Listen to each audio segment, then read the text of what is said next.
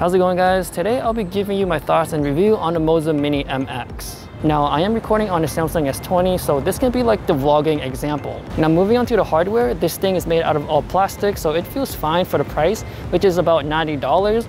And if you're asking me to compare this against the Moza Mini S or SE, I will hands down pick this one over that. And the reason why is it's smaller, it's more simple to use, and the overall performance, the smooth factor, feels completely the same. I would say everything about this gimbal is comfortable. The grip feels nice, the ergonomics is good in the hands, the trigger button is really big so it's easy to press, and the zoom buttons are placed on the front, so it's easy to reach. Usually the zoom buttons are placed on the side of the gimbal, so it's a bit awkward when you want to use them, but not on this one. Now for functionality, this gimbal looks very basic, but honestly, I can get to other modes quicker on this gimbal than other ones I've used. I can easily press on the zoom buttons to get to the different camera modes like FPV mode or even pan follow or pan tilt. Or I can double press and hold on a trigger button to get to sports mode. So I like that I can easily get into these different modes in seconds. And the great thing is I don't have to use the app to get into these modes. I can just go straight into it with the gimbal. Now if you are using the app, it is easier to tell what mode you're in because you can easily see it.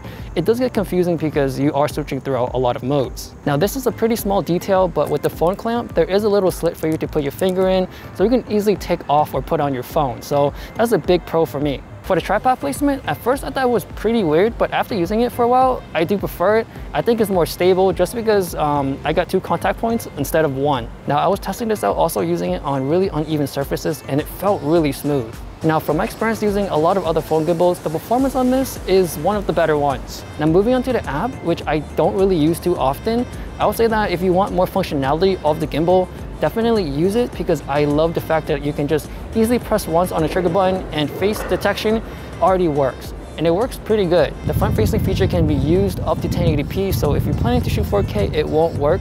Also, it can be pretty handy if you're a one-man band and if you're moving around a little bit, it will keep you in the center. Now, if you do run off the frame really fast, it won't catch you, so remember, you would have to do it really slowly for it to work. I would say the app is pretty easy to use, it's very beginner-friendly, and they do have this new mode called Magic Mode, which I did cover on another video. Now, if you do want the most functionality of your gimbal, then of course use it with the Moza app, but remember, you don't have to. In the end, I would highly recommend this gimbal to the ones who are more serious into video. There is a lot more different modes you can get into, and there's a lot more buttons. So if I don't use this gimbal for like 2 months, then most likely I'll forget how to use it. And that's why I keep the manual in the pouch. So if you're the type of person that wants to put your phone on the gimbal and go start shooting, then I wouldn't recommend this one just because there's a lot of modes that you probably won't even use. And this gimbal will cost you 90 bucks, and I think it's a steal, especially if you're the one who would use all these modes. If you guys are interested, I do have the links down below. You can find me on Instagram, and please give a like, subscribe if you haven't yet, and thanks for watching.